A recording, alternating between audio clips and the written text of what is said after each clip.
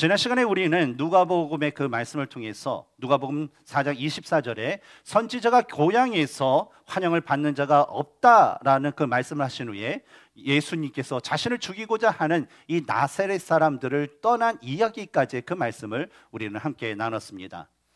그리스도이신 예수께서 자신의 그 자라온 그 고향에 애틋한 마음을 가지고 그들에게 하나님의 말씀을 가르치고 하나님께서 주시는 그 은혜로 인해서 병자를 고치는 그런 사역을 위로 오셨는데, 나사렛 사람들은 예수님의 그 외적인 배경을 핑계로 예수님께서 메시아 되심을, 예수님께서 그리스도 되심을 거부함으로 인해서 나사렛에는 어떤 구원의 역사도, 나사렛은 어떤 이적의 그런 이적도 일어나지 않게 되었습니다.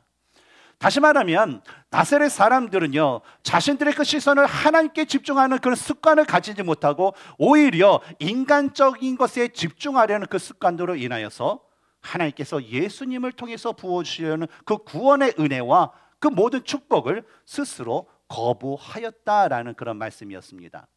이에 대한 말씀이 우리가 요한복음을 보아도 어떻습니까?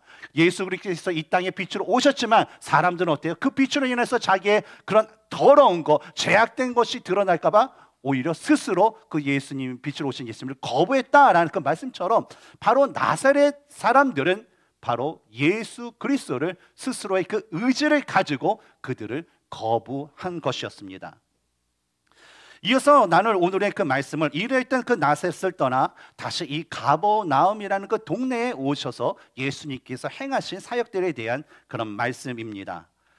이 가버나움은 예수님께서 이 공생의 그 3년간에 아주 그 중심적으로 사역을 했던 그 지역으로, 갈릴리 지역의 아주 중요한 그 마을 중에 하나입니다. 그런데 오늘 본문인 31절을 보면 예수님께서 이 갈릴리 지역에 속해 있었던 그 나사렛이라는 그 동네와 이 가버나움이라는 그 동네에서 동일한 하나님의 말씀을 전했는데, 나사렛이라는 그 동네와 가버나움이라는 그 동네에서 전혀 다른 결과가 일어난 것을 우리는 본문을 통해서 볼 수가 있습니다.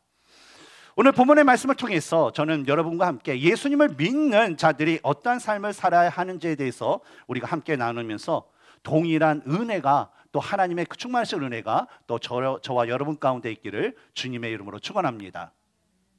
오늘 본문을 통해서 우리가 배울 수 있는 첫 번째 것은 복음의 사역을 계속 이루어가는 삶을 우리는 살아가야 된다라는 거예요. 어떤 삶이요?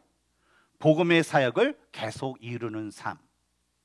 먼저 우리 31절을 같이 읽어볼까요? 시작. 갈릴리의 가버나움 동네에 내려오사 안식일에 가르치시매. 먼저 이 구절에서 갈릴리의 가버나움 동네에 내려오사라는 그 말씀은 우리가 이전 시간에 우리가 나눴던 누가복음 4장 29절에서 언급됐듯이 바로 지형적으로 낭떠러지가 있는 동네에 위치된, 낭떠러지가 있다라는 것은 구릉지대에 세워진 그 도시가 있는데, 그 마을인데 그게 바로 나사렛이라는 거예요. 그러니까 산 꼭대기에 있는 그런 동네가 어떤 마을? 나사렛이라는 동네예요. 근데 반면에 이 갈릴리 해변 항구에 세워진 동네가 있는데 바로 이 가버나움이라는 동네입니다. 그래서 여기서 내려오셨다라는 것은 높이 있는 그런 마을에서 낮은 지역에 있는 마을로 내려오셨다, 나사렛 동네에서 가버나움으로 내려오셨다라는 그 의미입니다. 또한 이 말씀 가운데 안식일이 이 원문에서는 이 복수형으로 사용되고 있습니다. 안식일들, 뭐 그렇게 되겠죠.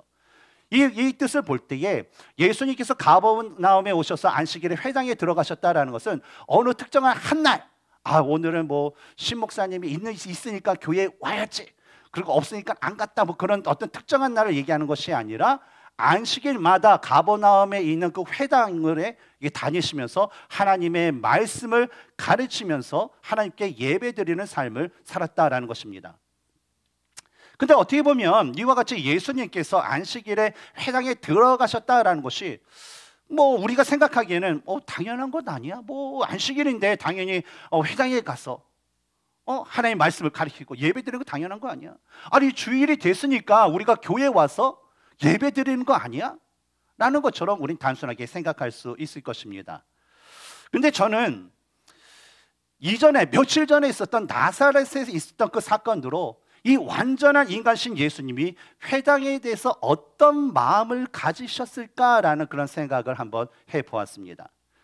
왜냐하면 가버나움이라는 이 동네에 오시기 전에 며칠 전까지만 해도 이 갈릴리 나사렛에 있었던 이 회당에서 어떤 일이 있었냐면 많은 사람들, 자신의 가족을 비롯해서 친구들을 비롯해서 이웃 동네 사람들, 하여튼 뭐 기타 사람들이 어때요? 그 사람들이 다 예수님을 가지고 비난하고 멸시하였어요. 심지어는 예수님의 말씀을 가지고 화가 나가지고 어떻게 했어요? 동네가 세워질 때에 생성됐던 저 마을의 끝자락에 있는 낭떠러지에 그 예수님을 끌어다가 떨어뜨려 죽이려고 하는 그런 일까지 벌어졌기 때문이었습니다. 따라서 예수님에게 있어서 아마 이 회당이라는 것은 어떤 것이에요? 회당하면 자신을 미워하는 사람들이 가득 찬 것. 회당 그러면 자신을 죽이려는 사람이 가득한 것. 그것이 어느 곳이에요? 회당이라고 생각했을 수 있다라는 것이죠. 그래서 우리 한국의 우리 남자분들, 군대 갔다 오신 분들은 그런 게 있지 않습니까? 하도 고생을 하니까 제대하면 군대가 있는 쪽으로 오줌도 넣지 않는다라는 그 말처럼, 뭐냐면 회당이라는 그 소리만 들어도, 이 회당이라는 그 건물의 그 그림자만 봐도 어때요? 자연스럽게 인상이 찌그러져. 회당. 그리고 자연스럽게 그냥 고개가 돌려지면서 외면되는 곳이 바로 이 회당이 아닐까라는 그런 생각을 해보았습니다. 근데 오늘 본문의 말씀을 보면 우리가 일반적으로 생각할 수 있는, 제가 생각했던 이 생각과는 다르게 예수님께서 안식일에 가버나움에서 행했던 그 일들은요, 바로 이전과 같이 습관을 따라서, 그렇죠? 우리 4장의 이전 시간에 얘기했던 예수님께서 습관을 따라서 같이 어때요? 바로 회당에 들어가셔서 하나님의 말씀을 가르치시면서 예배를 드린 것을 우리는 볼 수가 있습니다. 저는 이 말씀을 이렇게 준비하면서 예수님의 모습을 보면서 예전에 제가 가졌던 그 모습에 대해서 한번 생각을 해보았습니다. 제가 2001년도 1월 25일 날, 정확하게 기억합니다. 구정 둘째 날에 미국에 처음 왔습니다. 시카고로. 거기서 있다가 2006년도 8월 15일 날 이 달라스로 이사를 오게 되었습니다. 근데 달라스에 왔을 때 그 당시 저의 그 상태는 제 마음이나 몸이나 상당히 지쳐 있었어요. 특히 힘들어했던 것은 뭐냐면, 제가 미국에 와서 처음으로 섬겼던 그 교회가 갑작스럽게 담임 목사님의 그 부재로 인해서 교회가 두 편으로 갈라졌어요. A팀 성도님들, B팀 성도님들. 그래서 서로가 뭐 예배는 거룩하게 드린 것 같은데 예배 축도합니다, 아멘, 그러면 그 다음부터 욕하고 손가락질하고 싸우고 하는 그런 일들을 제가 경험함으로 인해서 너무 충격을 받아서 그 교회에 있는 그 상황에서부터 또 다른 교회로 감에도 불구하고 여전히 치유되지 않는 그 상처가 저의 마음 가운데 있었기 때문이에요. 그래서 번아웃되고 지치고 상처인 투성이로 이 시카고에서 이 달라스로 오다 보니까 너무나도 힘들어 있었던 그런 상태였다라는 것이죠. 그래서 달라스에 와서 제 나름대로 결심했던 거, 그러면서 아내를 또 설득해서 같이 결심했던 것은 뭐냐면, 여보, 우리 당분간은 한인교회에 가지 말고, 아니 그냥 한국교회 가지 말고 그냥 우리 미국교회 가서 우리 신앙생활 합시다라는 그런 결정이었어요.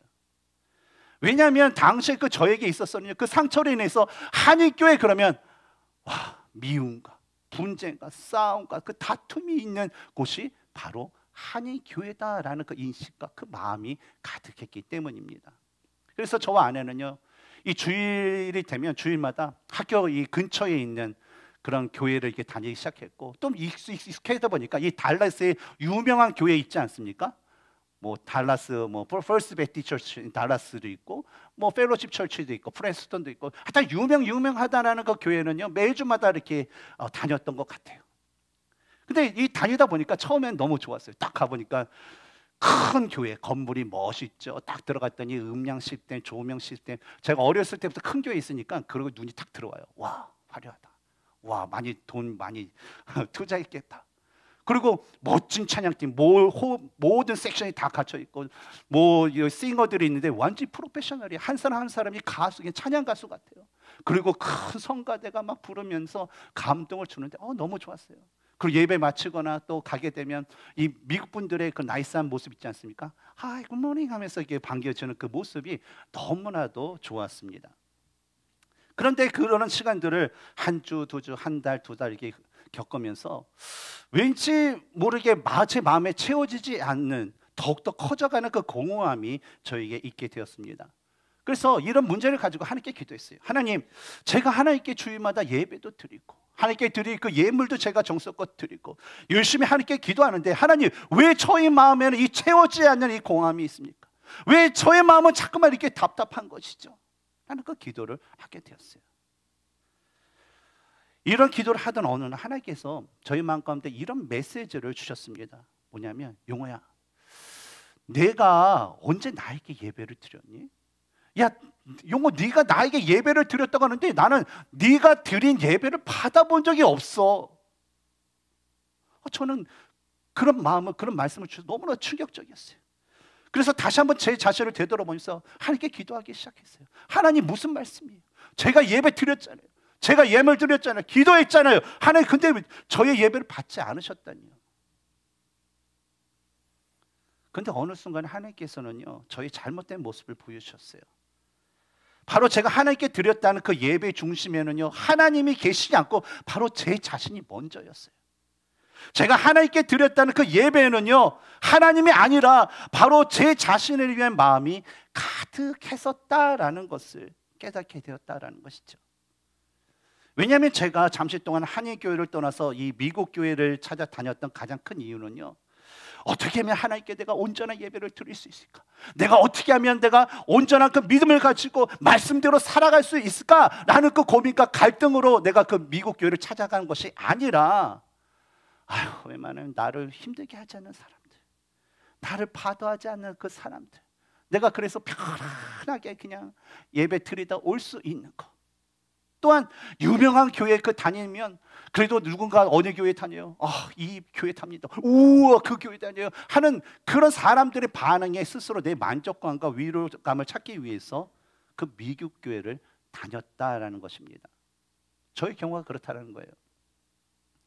하나님께서 예수 그리스도를 통해서 우리를 거룩한 성도로 삼으신 것은요, 그리스도의 피값으로 세우신 그 몸된 교회에서 다른 성도들과 연합을 이루어 한 몸이 되어서 바로 복음의 사역을 감당시키시면서 우리로 하여금 영광을 받기 위해서 바로 우리를 거룩한 성도로 부르셨습니다.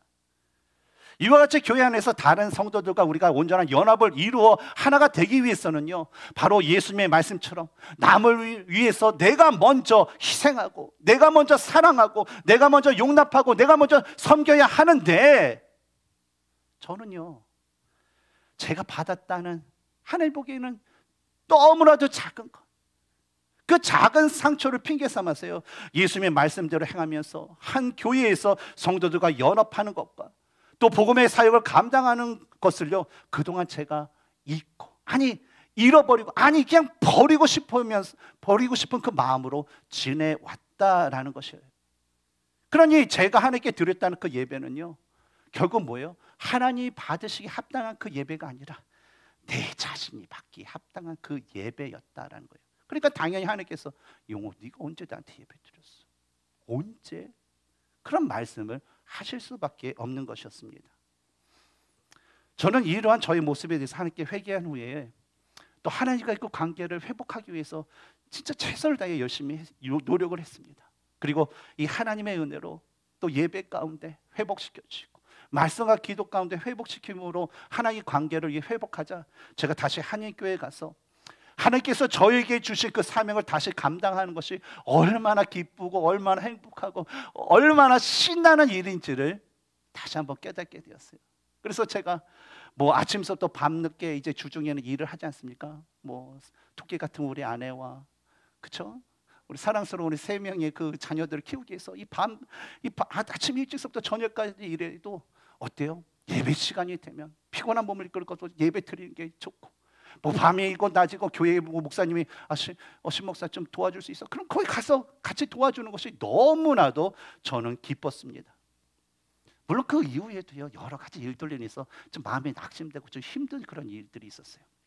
하지만 하나님과의 그 관계가 회복되고 이거 너무 좋으니까 더 이상 그 사람들이 힘들게 하는 것, 상황이 힘들게 하는 그 상황에 제가 얽매이지 않고 날마다 말씀과 기도 가운데 하나님을 바라보면서 또 예배와 그 사역에 최선을 다하다 보니까요, 하나님께서 이 부어주신 은혜가 저희 삶에 가득 차고 넘치게 됐어요. 저희 삶에 가득 차고 넘치다 보니까 저와 저의 가정을 통해서 어때요? 그 은혜가 넘치는 사랑이 다른 사람들에게 흘러가는 그런 축복도 하나님께서 경험하게 하셨습니다. 예수님께서도요, 이 갈릴리 나사렛에서 자신의 그 사랑하는 가족들, 어렸을 때 같이 뛰어놀던 친구들, 본인을 사랑했던 그런 이웃 사람들, 그 동네 사람들에게 비난과 배척을 당하였을 때요, 예수님도요 그 마음이 너무나도 아프고 너무 힘드셨을 것이다 저는 생각이 들어요. 하지만 예수님은요 거룩한 습관을 따라서 항상 하나님 앞에 기도하는 그 모습이 있었어요. 그런 삶이 있었어요. 그러다 보니까 인간의 감정이나 인간이 그 생각이 지배하는 그 삶이 아니라 항상 성령 하나님께서 지배하시는 그 충만함을 삶을 바로 예수님께서는 살아가시게 되었다는 거예요. 그래서 비록 며칠 전에 자신을 비방하고 박해하고 심지어 죽이려고 했던 그런 일들이 있었음에도 불구하고 안식일마다 가버나움에 있는 그 회당이라는 거, 일반 사람 회당하면 쳐다보기 싫은, 회당하면 진절머리가 날 수 있는 그 회당이라는 곳에 어때요? 바로 자신의 생각이 아니라 바로 성령 하나님의 그 은혜를 따라서 그곳에 가셔서 자신이 해야 할 하나님의 말씀을 가르치고 또 하나님께 예배 드린 일을 가장 우선적으로 행하는 삶을 사실 수 있었던 것이었습니다. 그리고 이런 삶에 대한 그 결과에 대해서 우리 본문의 32절에서는 이렇게 얘기하고 있습니다. 그들이 그 가르침에 논란이 이는 그 말씀이 권위가 있음이러라. 이 가버나움에 있었던 이 회당은요, 나사렛에 있었던 그 회당과는 너무나도 달랐습니다. 하나님의 아들이신 예수님께서 똑같은 말씀을 나사렛에 있는 회당에서 또 가버나움에 있는 회당에서 말씀을 전하셨을 때에 나사렛 사람들의 반응은 예수님을 미워하고 비난하고 죽이려 했지만 가버나움에 있던 회당에 있었던 그 사람들은 예수님의 말씀을 그대로 받아들였다라는 거예요. 마치 옥토같이 그들은 예수님께 대한 어떤 선입견이나 편견 없이 바로 예수님께서 가르쳐 주시는, 전해 주시는 그 말씀대로 그들은 믿고 따랐다라는 것입니다. 여러분, 신앙생활을 하면서 가장 중요한 것이 무엇일까요? 여러 가지가 있을 거예요. 하지만 저는 신앙생활에 있어서 가장 중요한 것은 하나님에 대한 우리들의 마음이다라고 저는 생각합니다. 우리가 항상 말씀과 기도로 성령 충만한 삶을 살면요, 때로는 우리가 원하지 않는 일로 인해서, 때로는 우리를 힘들게 하는 그 상황이 우리에게 닥쳐오고 우리가 그것을 맞이하더라도 우리는 결코 좌절하지 않는다라는 거예요. 왜냐하면 성령 하나님께서 우리를 지배하시고 성령 하나님께서 우리의 삶을 이끄시기 때문이라는 거예요. 따라서 우리가 신앙생활이나 어떤 사역을 하다가 상처받을 수 있어요. 시험 당할 수 있어요. 하지만 상처받고 아프고 시험 당하고 교회를 떠나거나 한다면요, 여러분 그 결코 치유할 수 없어요. 왜냐하면 교회를 떠나고 믿음처럼 공동체를 떠나는 일을 누가 좋아하는 거예요? 사탄이 좋아하는 거예요. 하지만 그것을 치유받을 수 있는 것은 더 크신 바로 성령 충만의 은혜로 그것이 치유될 수 있다라는 것입니다. 저도 가끔가다 저도 경험을 했고, 우리 교육자들 중에서 이렇게 주위에 보면 상담을 이렇게 요청하신 분들이 전도사님, 목사님들 얘기를 해요. 그래서 여러 가지 어려움이 있지 않습니까? 그래서 힘들어해요. 근데 제가 저의 경험을 통해서 하나님께 주신 은혜를 통해서 그분들에게 얘기하는 건 뭐냐면, 교회에서 받은 상처는요, 교회에서 받는 더 큰 은혜로 치유받으면 됩니다. 예를 들어서 첫 애를 낳아요. 너무 아파요. 그래서 다시는 애 낳고 싶지 않잖아요. 하지만 낳는 것보다 더 큰 기쁨이 뭡니까? 사랑하는 아이를 봤을 때. 그러니까 둘째도 낳고 셋째도 낳을 수 있다라는 것이죠. 그만큼 어때요? 더 큰 하나님의 은혜를 구하시는 성도님들이 되시기를 바랍니다.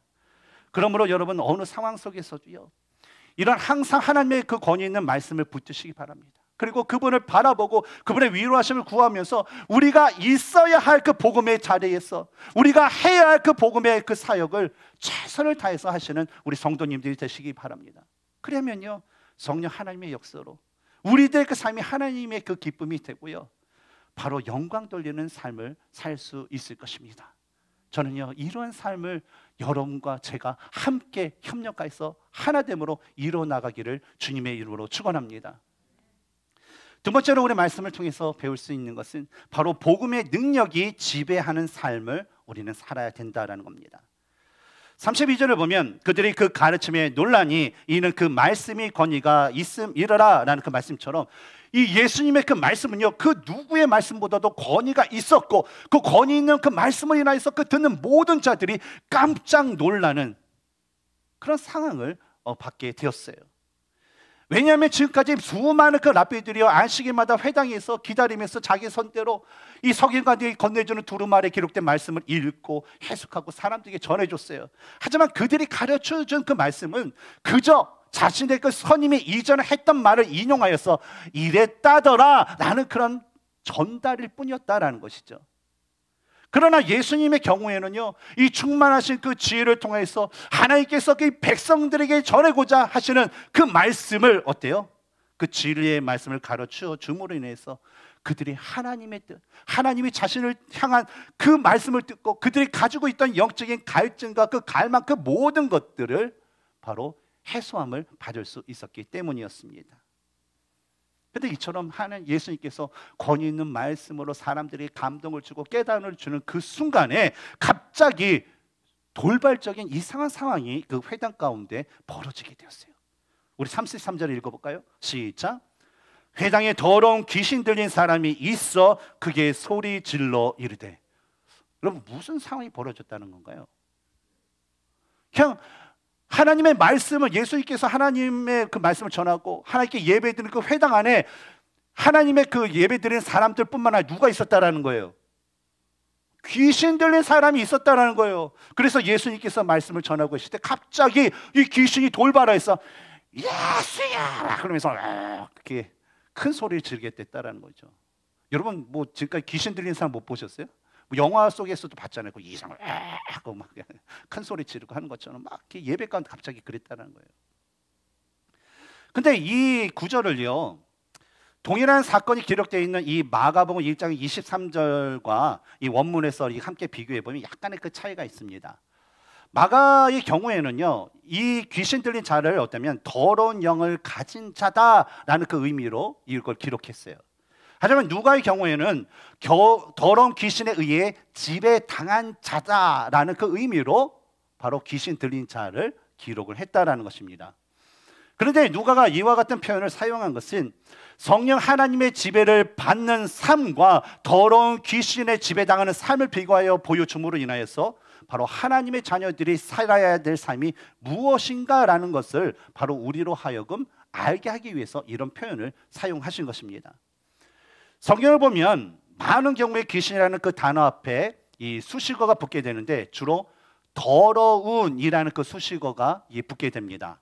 더러운 귀신을 영어로 보면 뭐 evil spirit 아니면 unclean spirit이라는 그런 표현을 사용하고 있는데 이 귀신이 얼마나 이 사악한지 이 더럽다라는 그 표현으로 할 수밖에 없는 그런 악한 존재가 바로 이 귀신들이라는 것입니다. 그런데 성경에서 왜 이렇게 귀신이 더럽고 이 사악한 존재라고 말할까요?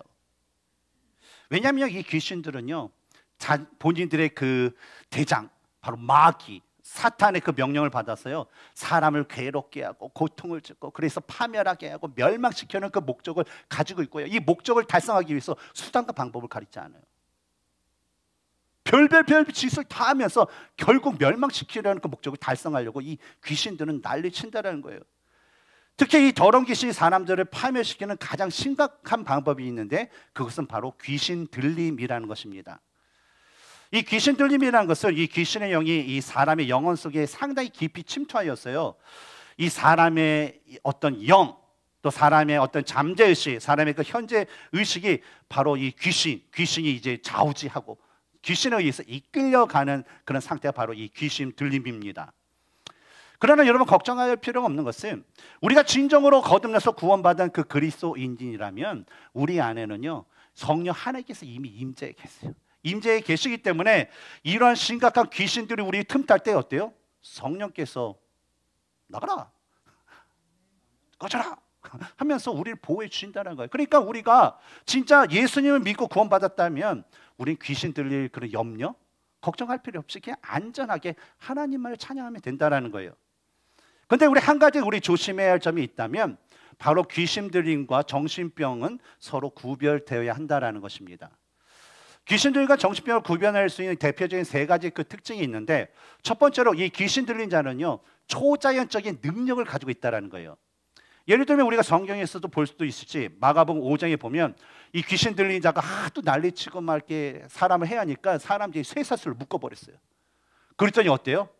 이 귀신들이 초자연적인 힘으로 우두둑 헐크 탁 슈퍼맨 그런 것처럼 뭐 그 초자연적 힘으로 그 쇠사슬을 이렇게 끊어버리는 그런 능력을 발휘하게 돼요. 또 두 번째는 뭐냐면 한 번도 본 적이 없는데 딱 그 사람을 보면 누군지를 정확하게 안다라는 거예요. 그래서 우리가 가끔 이제 무당 뭐 이렇게 굿하는 사람들, 뭐 신내림이 있다라는 그 사람 보면 가짜도 많지만 진짜 귀신이 한 사람 뭐냐면 딱 가면 딱 알지 않습니까? 뭐 저는 제가 뭐 만났다는 건 아니라 TV를 보니까 그렇더라고요. 뭐 다큐멘터리. 근데 그런 것 같아요.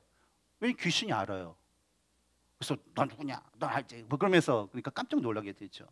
그 세 번째는 뭐냐면 이 귀신 들린 자는요, 현대 의학에서 하는 어떤 약물 치료에 아무런 반응을 하지 않는다라는 것입니다. 그렇기 때문에 우리가 귀신 들림, 이 정신병을 우리가 명확히 구분하여서 우리가 정신병 같은 경우에는 의학적인 약물 치료와 여러 가지를 해서 고침을 할 수 있게 하고, 또 귀신 들린 자는 우리가 영적인 그 능력으로 또 기도로 또 그들을 치유할 수 있는 그 지혜가 우리에게 필요할 줄 믿습니다. 그런데 우리 본문에 이게 계속해서 보면 34절을 보면 이 회당에 있었던 이 귀신 들린 자가 이 처음 본 예수님을 향하여서 이렇게 소리지는 것을 우리는 볼 수가 있어요. 아, 나사렛 예수여, 우리가 당신과 무슨 상관이 있나이까? 우리를 멸하여 왔나이까? 나는 당신이 누구인 줄 아노니 하나님의 거룩한 자니이다. 귀신이 들린 자가 말했던 아라는 이 감탄사의 그 원형을 보면요, 이것은요 이 신약 성경에 바로 이 누가복음 4장 34절에서만 사용한 이 특별한 이 용어로서 그냥 예수님의 출현으로 위협을 받게 된 이 귀신의 어떤 놀라움과 두려움과 이 적대감 같은 그 모든 반감 같은 그 모든 것들을 표현한 표현이 바로 이 아라고 번역된 이 헬러 그 단어예요. 그래서 예수님께 소리짓던 이 귀신의 그 말을 보면요, 이 알다라는 그 동사, 내가 안다, 당신을 압니다라고 하는데 이 알다라는 그 동사가 원문에서는 완료 능동태로 사용이 되고 있습니다. 그래서 완료 능동태라고 사용했다는 것은 헬라 문법에서 이 귀신이라는 존재가 예전서부터 이 예수님에 대해서 다 알고 있었다라는 거예요. 예수님을 딱 봐서 예수님이 뭐 내가 하나님의 아들 그 얘기해서 아는 게 아니라 말하기 전에 딱 보니까 하나님의 아들이고 거룩한 자다라는 걸 알고 있었다는 거예요. 왜냐하면 여러분 귀신이 육적인 존재예요, 아니면 영적인 존재예요? 영적인 존재예요. 근데 그 영적인 존재이기 때문에 예수님께서 성신하기 전에 예수님은 어떤 존재였어요? 완전한 인간으로 오시기 전에 완전한 영적인 존재했다는 거예요. 그래서 귀신은요 처음부터 이 예수님이 하나님의 아들이라는 거, 하나님이시라는 거, 거룩한 자라는 것을 알고 있었다라는 거예요. 그래서 귀신은 내가 당신을 압니다라고 얘기한 거예요. 그런데 이런 귀신의 그 특징을 보면 첫 번째로 이 귀신이요 예수님께서 하나님의 아들이시며 거룩하신 분이라는 그 사실을 알고 있는 지식이 누구에게 있었어요? 귀신에게 있었다라는 그 특징을 볼 수가 있어요. 지식이 있어요. 성경에 우리가 아는 다 성경이 아는 그 지식 누가 갖고 있어요? 귀신도 알고 있다라는 거예요. 그리고 두 번째로 귀신은요 자신이 부정하고 더러운 존재이기 때문에 이 거룩하신 분인 이 예수님에 의해서 자신이 곧 쫓겨날 운명에 처해져 있다라는 것을 알고 있었어요. 그래서 우리를 멸하러 왔습니까? 왜 왔습니까? 하면서 막 이 반항적으로 이렇게 대했던 것이죠. 그러나 이 세 번째로 귀신이 아무리 예수님에 대해서 당신은 하나님의 아들이시고 거룩한 존재입니다라는 그런 고백을 하면서 마치 어떻게 보면 믿음이 있는 사람처럼 그런 말을 하고 고백을 하지만 이 귀신하는 자는 절대로 거룩하신 그리스도 예수님을 자신의 구주로 주인으로 믿지 않는다는 거예요. 아무리 겉으로는 거룩한 말, 진짜 성경에서 기록된 그런 말을 할지라도 이 귀신이라는 그런 존재는 예수님께 절대 순종하지 않는 자다라는 거예요. 그저 귀신은 뭐예요? 그런 거짓말, 천사의 말 같은 그 거짓으로 뭐예요? 사람들을 현혹시킬 뿐이에요. 그리고 예수님을 믿지 않고 순종하지 않기 때문에 결국 귀신이라는 존재는 영원히 형벌에 처해질 수밖에 없는 존재라는 것입니다. 그런데 안타까운 것은요, 오늘날 적지 않는 그 사람들이요, 바로 이 귀신이 갖고 있는 지식을 가지고 이 귀신이 살아가는 그 삶을 사는 사람들이 있다라는 거예요. 이런 사람들은요, 하나님에 대해서도 너무 잘 알아요. 성경, 마태복음, 창세기부터 요한계시까지 그것도 다 진짜 많이 알고 있어요. 그리고 예수님께서 하나님의 아들이라는 그 사실도 알고 있어요. 하지만 그들은요, 그 지식과는 다르게 예수님을 자신의 구주와 주님으로 믿지 않고 그분께 순종하지도 않고 그분을 경배하지도 않는다라는 것입니다. 그러니까 똑같이 귀신같이 하나님에서 잘 알고 예수님에 잘 알고 있지만 예수님을 믿지 않는 삶을 살아가는 거예요. 사랑하는 성도 여러분, 우리가 하는 하나님에 대한 지식, 우리가 알고 있는 성경에 대한 그 지식이 우리를 구원할 수는 없습니다. 그러나 우리가 하나님을 아는 그 지식이 성령 하나님의 은혜로 인해서 예수 그리스도를 믿는 믿음으로 이어질 때 바로 우리는 구원을 받을 수 있습니다. 그렇다면 이와 같이 하나님에 대한 지식을 갖고 있지만 하나님을 믿지 않는 자들, 예수님을 믿지 않는 자들은 예수님께 또 하나님께 어떤 존재가 될까요? 이에 대한 그 답을 우리는 35절에서 우리 찾아볼 수가 있습니다. 예수께서 꾸짖어 이르시되 잠잠하고 그 사람에게서 나오라 하시니 귀신이 그 사람을 무리 중에 넘어뜨리고 나오되 그 사람은 상하지 아니한지라. 어떤 결과를 얻는다고요? 첫 번째는 꾸짖음을 당해요. 그리고 두 번째는 쫓겨나게 된다라는 것입니다. 근데 이런 이야기는 우리가 복음서 예수님의 그 비유에서 달란트의 그 비유에서 우리는 그 모습을 찾아볼 수가 있죠. 자신의 그 주인에 대해서 잘 알지 못했던 그 어리석은 한 종이, 한 달란트를 받은 그 종이 어때요? 이걸 가지고 장사하라는 그런 주인의 말씀을 어기고 어때요? 땅에 감추었다가 나중에 주인이 와서 결산할 때 꾸짖음을 당하고 바깥 어두운 데로 쫓겨내서 이를 가며 슬피 울었던 것처럼 예수님에서 아무리 많은 지식이 있다 하더라도 예수님을 구세주로 믿지 않는 자들은 반드시 책망받고 반드시 쫓김을 당하는 하나님의 심판을 받는다라는 것입니다. 그리고 우리가 마지막으로 한번 생각해 볼 때 회당에 귀신 들린 자가 있다라는 것은 도대체 무슨 의미일까라는 거예요. 예를 들어서 오늘날로 얘기하면 우리가 예배드리는 이 자리에 귀신 들린 자가 있다라는 것은 무슨 의미일까요? 우리가 드리는 이 예배 가운데 성령 하나님이 원하시는 그 마음이 아니라 사탄이 주는 미움과 시기와 질투와 다툼과 당진과 그 여러 가지 제약되는 모습들이 이 자리에 있다면 도대체 무슨 의미일까요? 회당에 귀신 들린 자가 있다라는 것은 뭐냐면요, 그만큼 회당이 그 기능을 상실했다라는 그런 의미라는 거예요. 여러분, 이 회당이라는 것은 어떤 것입니까? 이 바벨론 어떤 그 포로 귀환하면서 더욱더 우리가 하나님의 말씀 가운데 더 지키고 하나님 뜻대로 살기 위해서 만든 게 회당이지 않습니까? 그래서 거기서 더 하나님의 말씀을 읽고 또 기도하고 해서 더욱더 거룩하고 성령 충만한 곳이 바로 이 회당이 되어야 되는데 이 회당의 거룩함을 잃어버리자 뭐예요? 귀신이 사람들에게 들어가서 예배를 방해하고 회당을 더럽히는 그 결과를 가져왔다는 거예요. 만약에 우리 교회가 예배드리는 자리인데 이 자리에 예수 그리스도의 사랑이 아닌 미움과 질투와 시기와 여러 가지 악한 것들로 가득 찼다면 이 교회는 어떤 거예요? 교회가 아니라는 거예요. 이 자리는 예배 자리가 아니라 뭐예요? 그냥 하나님 거룩함을 잃어버린 그냥 사탄의 그런 역사가 있는 그런 자리가 될 수밖에 없다라는 거예요. 과거 솔로몬의 그 경우에도요, 그가 초반에는 참 하나님을 신실하게 믿었던 대표적인 사람이에요. 그렇지 않습니까? 근데 솔로몬이요, 진짜 지혜롭고 이제 배부르고 등이 따뜻해지다 보니까 더 이상 하나님을 의지하면서 어떤 평화로운 그 나라를 이렇게 이끌어 가려기보다는 그냥 이방 나라와의 그런 결혼, 그런 혼인 정책을 사용해서 평화를 얻고자 했어요. 그래서 이방 나라 나라들과 이 화친 조약을 이 결혼을 통해서 맺게 됩니다. 그래서 우리가 의자왕보다 조금 못하지만 이 솔로몬에게 있어 몇 명의 그런 후궁과 첩이 있다고 성경 기록하고 있나요? 예? 3천 명은 아니죠. 그 의자왕이죠. 예, 예. 예. 그래서 보면 뭐 후기 한 700명, 그다음에 첩이 한 300명에서 1000명 정도가 있죠. 근데 이 첩의 경우에는 뭐 지나가다 마음에 드네. 오늘 이제 나를 보필해라 해서 첩으로 들 수 있어요. 근데 후궁의 경우에는요, 신분이 중요합니다. 그래서 다른 나라의 공주나 왕족이어야 된다는 거예요. 그래서 그런 사람들이 솔로몬과의 어떤 화친으로 있어 결혼을 해요. 근데 결혼하면서 이렇게 몸만 딱 오는 게 아니라 자신이 그 자기 나라에서 믿었던 그런 우상을 들고 옵니다. 우상, 조그만, 그죠? 예. 라헬도 그랬었죠. 드라빔을 딱 이렇게 숨겨서 왔잖아요. 우상을 갖고 왔다라는 거예요.